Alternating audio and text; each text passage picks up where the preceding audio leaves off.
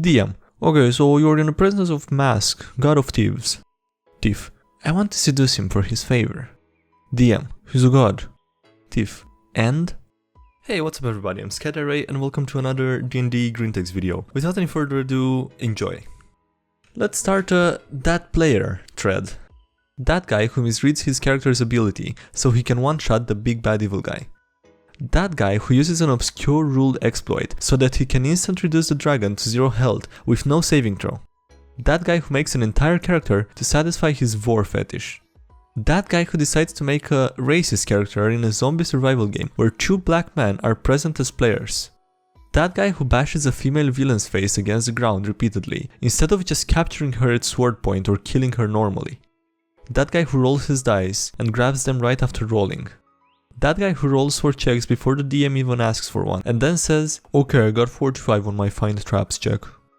That guy who spends the entire session trying to do things without the rest of the party.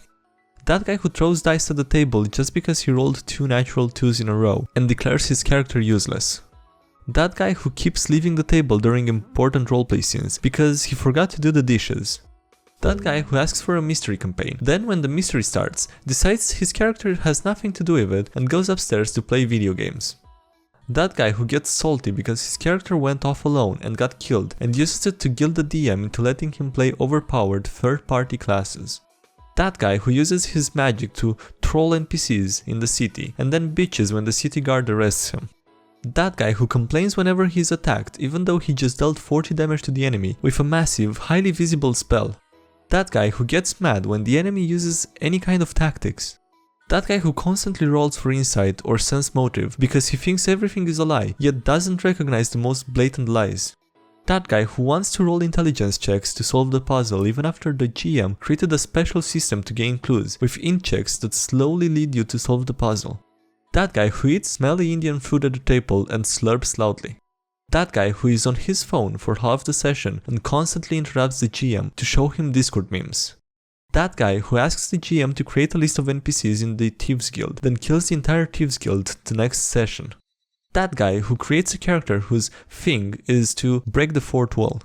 That guy who gets a critical hit on the Ogre King while fighting and brings up an anime reaction image on his phone, shows it to everyone and says, this is my character's face right now. What the fuck? That guy who constantly makes references to Steven Universe that no one else knows or cares about.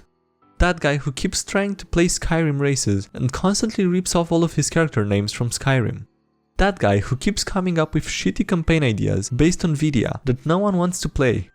That guy who gets mad when a player tries to do something outside the railroad he's running, so he has NPCs with stats outside the scope of his own homebrew system show up to stop us. That guy who commits rape in character while the GM's mother is in the room. That guy who calls the GM a cock for not letting him play some stupid psionic class.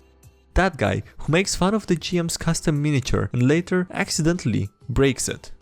That guy who keeps magic cards in his sleeve and is only caught when he spills water on himself. That guy who constantly rolls the wrong dice for his character to the point it is getting harder and harder to believe it's accidental. The new me, be me. Nathaniel Williams, level 10 fighter. Captain of a small crew of adventurers, sailing the high seas and beating up necromancers. Not the most glamorous living, but it's an honest one. The whole endeavor went well for a few years until one day we, or rather I, bit off more than I could chew and got myself killed by the skeletal armada. My dying words, take care of my boat. Now, the problem with being killed and voodoo magic is that death is sometimes not the end. You can imagine my surprise when I wake up a few months later, blind, bloated, and stiff as a board. I try to get up and feel a gust of wind push me forward, but I'm tied down by ropes. The crew is all there and I call for XO, but can only get out a dull ringing sound. I can sense the crew scurrying around, panicking and crawling all over me. And inside me. That sensation is not exactly comfortable and I panic, trying to break off the ropes. That causes everyone to panic more and I hear word of people wanting to sink me. That does nothing to improve my mood and things escalate. Finally, XO shows up and starts yelling nonsense about soul essence until it all finally clicks. So, be the new me.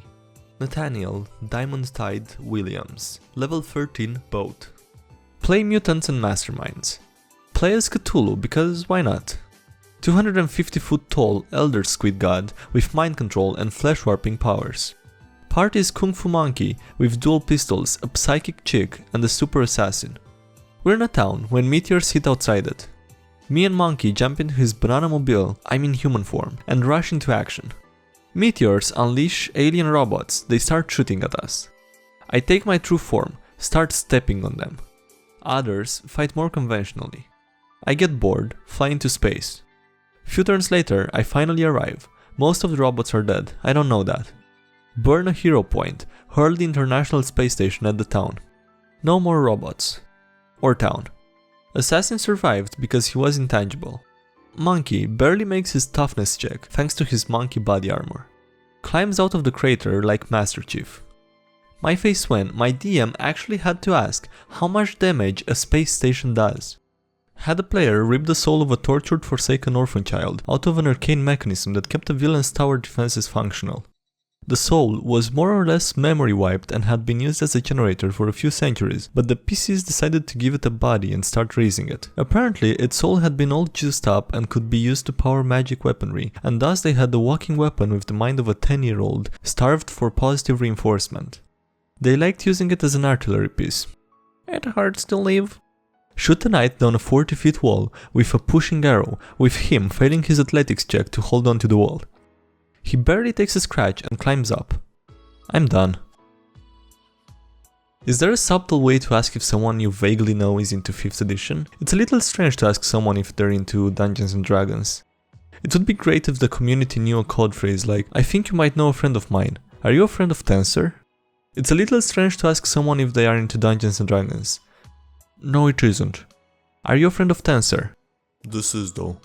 What's the relationship between gods and mortals in your setting? Do the gods see mortals as their children? Their subjects? Their slaves? DM. Okay, so you're in the presence of Mask, god of thieves. Thief. I want to seduce him for his favor. DM. He's a god. Thief. And? DM. You know what? Fine. Roll for seduction 3 times because you're attempting to manipulate a god. Thief rolls 2 20s and a 19. DM. Okay, so you managed to seduce a fucking god. So he now has fallen madly in love with you. He wishes for you to be his bride. Thief. Why would I do that? DM. You will gain the ability to naturally unlock any door and never be caught in your crimes, due to you being practically a demigod. Thief. I accept. 5EG. Was I out of line here? B. Divination Wizard. One person in the party is a compulsive gambler. Following him in character during downtime in town. He finds a gambling den. Warn him you will lose. He shrugs and drags me in with him. Starts playing while I sit in the corner and watch. DM and him go on some RP back and forth with the patrons and the players. After 3 rolls, he's on a gambling hot streak. I notice the DM is rolling this in secret. When the player gets uppity and starts making unreasonably large bets, I PM the DM. I replace his next roll with one of my portent rolls, a 1. DM was apparently using some kind of DC difference to determine winnings. Player loses so bad that the thugs start shaking him down to get their money. Short combat encounter that quickly ends with the 2 of us escaping and running down the alleyways to escape the thugs. Player swears he won't gamble in this town again. Not that he could, because the dens owned by that criminal organization all have his face on them, and he has a reputation for ditching payment for gambling in this town. Out of character, he thinks the DM railroaded him into losing. He doesn't know I was the one that fucked him. I don't know if that was out of line or not, but at least made for a nice story. What class is Link? Ranger, no question about it. How so? I was assuming Dex Fighter. Mostly the spin attack and use of magic and such, but it makes sense to me. Spin attack is the battle master's sweeping attack, technically, unless you have something in mind. And with the magic stuff, it's mostly things that he was given himself, rather than actual spellcasting. But you kinda have to be magical talented to wield magic in the D&D universe, so it's mostly things that he was given. Warlock Pact. The Master Sword is a sentient weapon. Oh my fucking god. Link is a Hexblade Warlock! Ah! Alright, that's it for this video. Thank you for watching, I hope you enjoyed it. Leave a like if you did and subscribe for more. Leave a dislike if you didn't. Follow me on Twitch, there's a link below, I stream almost every day. Join the Discord server if you wanna share your own stories. And yeah, that's it. Thanks again for watching and I'll see you next time. Have a great day, bye.